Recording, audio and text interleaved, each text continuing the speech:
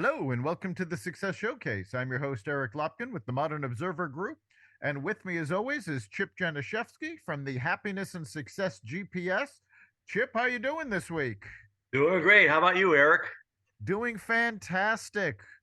Hard to We are, believe springtime. We're staring Easter in the face, and it's light out later on, and so on and so forth. So yeah, great. time's just zipping past. So, but we have a special guest today who I've met through doing something called networking. I don't know if you and I have ever talked about that before, but we have a fascinating guest who helps out young mothers and young families and so on and so forth. And it's really, really neat to have Madison Fournier here. So it's absolute pleasure. Madison, welcome. Thank you. And Madison is known as the Mama Coach. And why don't you tell our listeners a little bit about that and how you got started? So, yes, I am the mama coach. I'm first and foremost a registered nurse and a mom and a wife. And what I do is I help new parents and expecting parents navigate some of the more challenging issues that may come up from prenatal all the way up to 3, 4, 5 years old. I do that on a one-on-one setting mostly. I do provide some general education through the libraries and anyone who may want to host me for a general session. But I got my start because as a nurse and mother of two, one is 2 and one is 3, I realized there's a significant gap in care once the baby arrives. So you have a ton of appointments prenatal. And then as soon as baby comes, you spend a day or two in the hospital and then you get sent home. And I myself, as a nurse, had a ton of questions. Is this normal? What do I do if this happens? And having my kids in the middle of COVID, I had lost a significant support group or ability to go out and mingle with other moms. So I started this because I have the background as a nurse. Like, let's provide some evidence-based practice rather than searching on YouTube, right, at 2 a.m., which is never a good idea. Is this normal for my baby? So that's what I do. I help new moms and parents kind of figure things out from the medical side. And if I can't answer the question, I can, I've got a pretty good resource network right now that I can refer out to if it's above my scope of practice. Yeah, when I ran into you, you talked about this at the networking meeting. I'm saying, wow, yeah, there's so much need for this, and it's so great that you're doing this. And this is actually something where you mentioned the team of other people that are out there.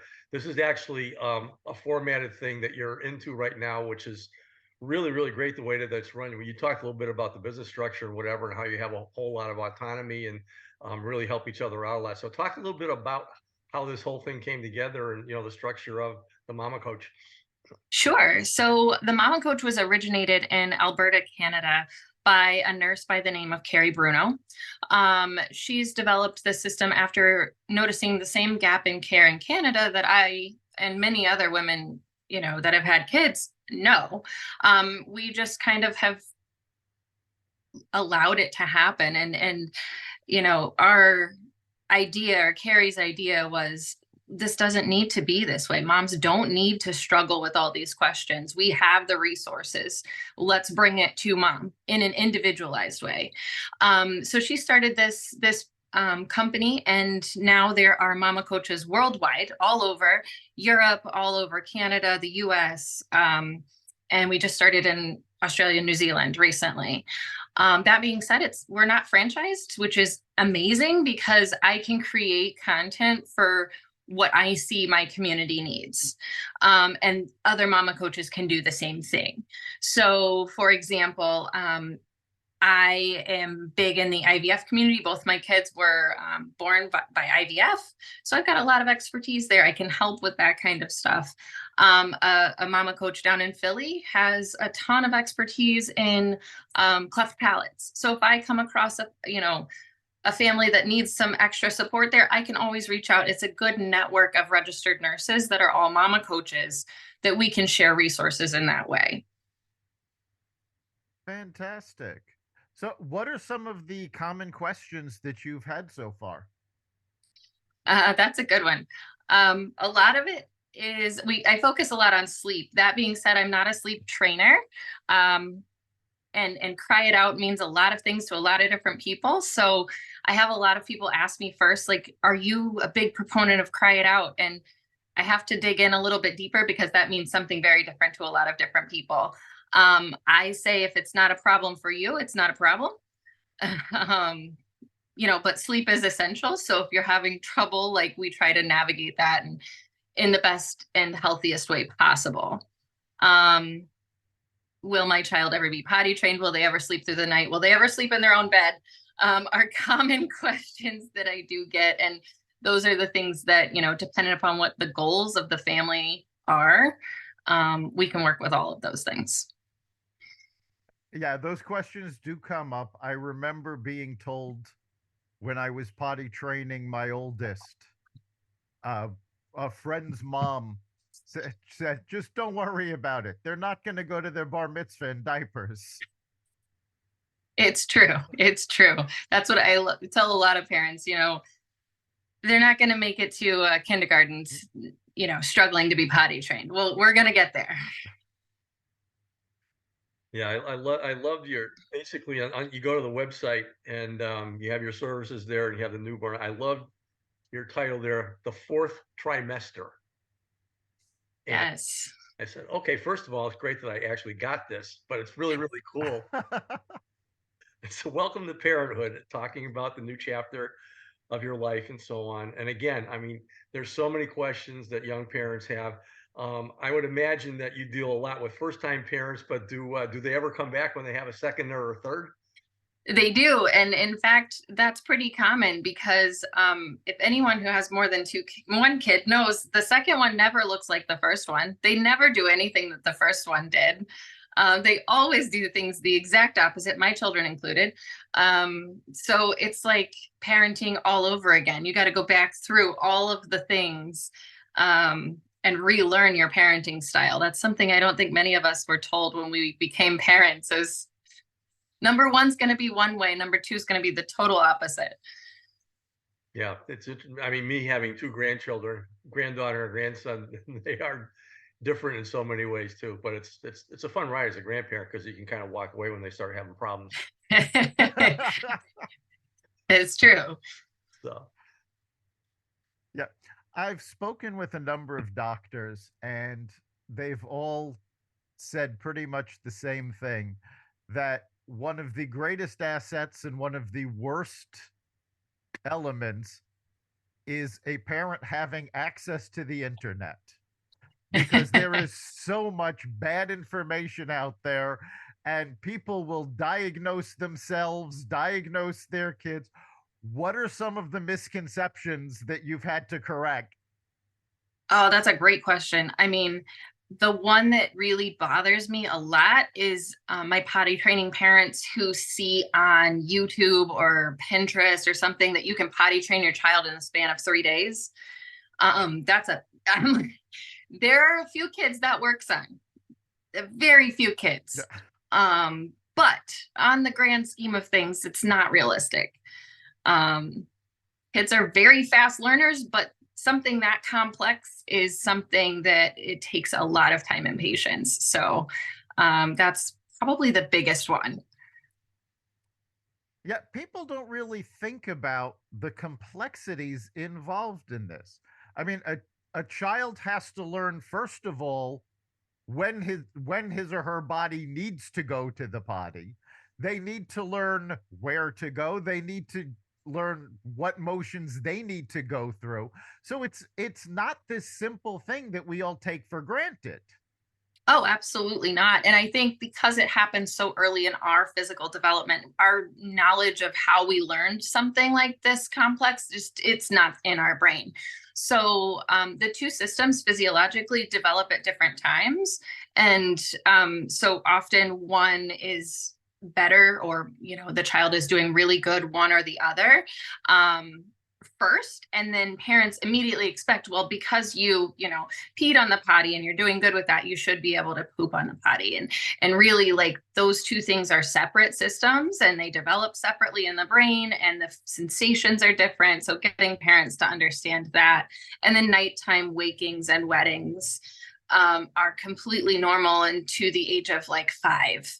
Honestly, like, that is such a complex brain connection, that it's I think a little bit absurd to, if I can say that, to expect the child to be completely continent at, before kindergarten. Yeah, and I mean, as you mentioned, if you have 2 children, they're going to be different. And when you're going through potty training, some kids are really motivated and they probably want to do it, and other kids are just comfortable. Doesn't matter if they're sitting in a wet diaper or whatever, and so on and so forth. So obviously, as they grow up, they learn this, and they're learning this right now, that when they put their mind to something, when they want to do something, that's when they're going to work harder at it. And I imagine you run into this a lot too. And you just counsel parents that say that it's going to happen, and some point in time they're going to get tired of sitting in wet stuff or whatever, and their time will come. You can't just say, I'm going to wave a wand and it's going to be now. It's so true. And, that's why I think the way that I work with families is, initially I'll get a call or consult email saying, hey, I'm interested in talking to you about this going on in my life. For example, we're talking about potty training. And then we set up a phone call or a Zoom, and I'll talk with the parents. I'm now starting to go back into homes now that COVID is getting, fingers crossed, a little bit better. Just to meet the family, understand the dynamic, understand the child. I really think that's so important to developing a plan of care going forward and a plan of action to meet the family's goals. And then, after we have that meeting, I sit down, I dig into my resources, and try to match as best we can a plan going forward, to meet those goals. And we try to get that done in about 4 weeks of time. So in that 4-week span, well, from the initial contact to the end of our goals is usually about 6 weeks. But from the time the start of the plan to the end, we usually spend about 4 weeks together, and they have unlimited contact to me. They can, we set up either email, text, Google Sheet or something, however the family feels good. But I think that initial contact, and really seeing and understanding that family dynamic and the child's dynamic is so important to setting up a good plan of care, because, it's not cookie cutter. Every child is different and every family is different. We've talked a lot about taking care of the child, but in the case of the parents, having a child, especially a first child, completely changes your life. Do you help them cope with their new reality as well? Absolutely. Absolutely. It's such an amazing shift, right? From expecting the baby to having the baby. And then there's kind of a moment of, wow, like, I have this amazing little human. And a lot of parents lose themselves in that. And that is 110% acceptable. But navigating the needs of mom postpartum or a new adoptive family, how do we handle these kinds of night wakings and crying? I absolutely, especially my newborn and adoptive packages, like, help parents kind of understand what's going on, help them learn how to navigate these new triggers and new inputs. And I say triggers not in a negative way, but like, there's just a lot of new input, from an emotional side, from, relationship side with your partner, from the baby. There's just so much going on. So I help them try to navigate that as gently as possible. Yeah. And you also work prenatal. You have prenatal education programs tailored to them. And I imagine that you are telling them that this will happen to you once you have your baby ahead of time, so that it's not as big of a surprise. Yeah, I try to give them as much of a heads up as possible, but until you're there, sometimes it just doesn't click. Yeah. My prenatal education it's a little different than like your typical labor and delivery prenatal class that you would get, what I talk a lot about is the newborn, the baby. When the baby gets here, what's it going to look like? What are the schedules going to look like? What are the feeds going to look like? What does lactation look like? What do all these pieces that for me, I had a ton of questions on and really didn't know who to turn to, because I didn't have my own doctor's appointment for 6 weeks, and the pediatrician is so busy. You might be able to sneak in 1 or 2 questions, depending on how the visit goes when you go for your well checks. But, so I made that prenatal education more geared towards like mom and parents and understanding what's going to happen once the baby gets there. Yeah, I remember there was a sitcom called Mad About You, starring Paul Reiser and Helen Hunt. And there was one scene when she was pregnant and she's saying, well, why do I have to be the one to do all this? And he says, because you're the mama. And she goes, I'm the mama. Yes, I'm the mama. Yes. And then she suddenly goes, oh my God, I'm the mama. Yeah. When my wife gave birth to our first child, she told me in the hospital that night after she gave birth and after I had gone home, she had that moment that, oh my God, I'm the mama. Yep. I think a lot of parents have that. Like I remember having that with my first, and I was like, it was one of those, I think it was later in the day after, things are processing in your brain and you're like looking around like, whoa, that I made that, 1, and 2, it's really cool. And 3, I have no idea what to do with it. Yes. Whoops, got to go change the diaper. Here we go. Well, and it's in that moment, you're like, I don't even know what to do with the diaper. How do I give it a bath? Thankfully the nurses and the, postpartum floor are very good with that. I actually remember when my oldest son, who will be 41 in May, was born, and we were in the hospital. First of all, it was really funny going to the Lamaze classes beforehand. We walked in and it was just a lobby. It wasn't even a room with chairs and stuff like it. It was just a lobby. And the men are just walking in there and all the women are walking in there like this and stuff like that. with the bumps and so on. It was so cool when all of a sudden, 1 or 2 of them were dropping out. But it was just an amazing time. And so it was great stuff. But yeah, once you get home and coming into what's going on, it's just an unbelievable time. Things are so totally different now than they were then because there's so much education out there, the internet and all this other kind of stuff. I mean, when my oldest son, our firstborn, was home, he was screaming his head off in our room, and the second night I picked up the whole bassinet and put him in the room next door.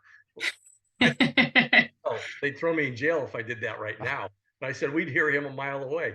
So it's just amazing what's going on. And then another thing that you work on is the feeding and watching my son. I mean, basically I was lucky enough so that I went to work and my wife stayed home with our oldest sons until they went to school. So I wasn't home during the day, but watching my youngest son, even though he works and so on and so forth, handling the feeding type of thing and what your moms have to do as far as, pumping and all this other kind of stuff. And, I got my grandson has got lactose intolerance and so on and so forth. So, I mean, there's all kinds of issues that come on the feeding thing. And then, what we used to have the jars of baby food. And now as far as working them into solids and so on and so forth, I think is a little later than we did and all that. But you coach people through that also. And I imagine that's a major anxiety with parents.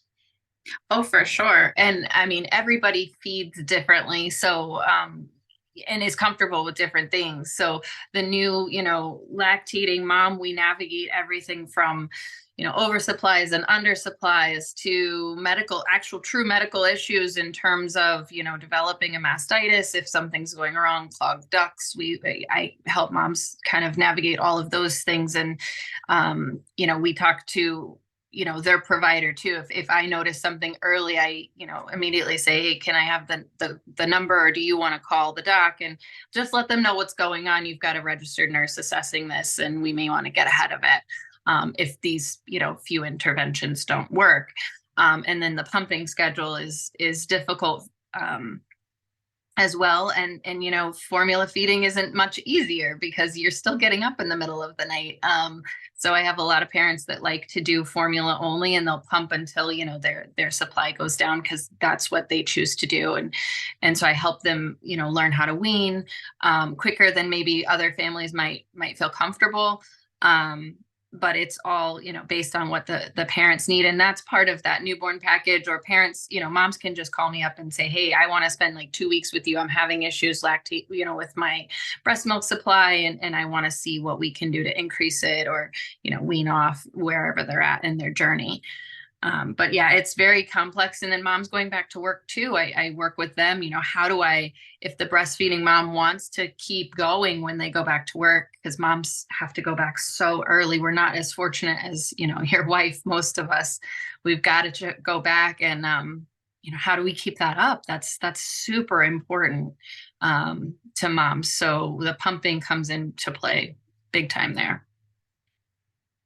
Yeah, and you also have to be able to adapt to the child themselves, because you don't think about it, but they've got their own ideas about what they want to be doing. I remember with my oldest, the nurse telling us we had to swaddle him in the blanket to keep him warm. It was very, very important. And she would come in and she would wrap him up in the blanket, and she would walk out and he would push the blanket off. He just did not want it. And every child has their own thing. My second child, when he got onto eating baby food, he would eat vegetables fine, but he wouldn't eat fruits. It was, I mean, that's a new one. Yeah, most kids don't like the veggies. Yeah, there's always something, and you kind of do have to take your lead from the child. As much as is safe and as possible. And in those situations, if they don't like the fruit, that's okay. We can, supplement in other ways. Or, if they don't like the swaddle, we've got the arms up swaddles now that are awesome, because my kids did the same thing. My first loved being swaddled, hated being held. He just wanted to be swaddled and put down. And then my daughter always was hands up. So she was the second we'd swaddle her, she'd wiggle her hands out and she'd have them above her head. So, every child is different. And yeah, that's the fun thing about parenting, is you really are pushed to just kind of ride it out in some cases, let it go. But yeah, I mean, for most of these things, the key is don't panic. We'll figure this out. We'll figure this out. Yes. But it's very easy to panic.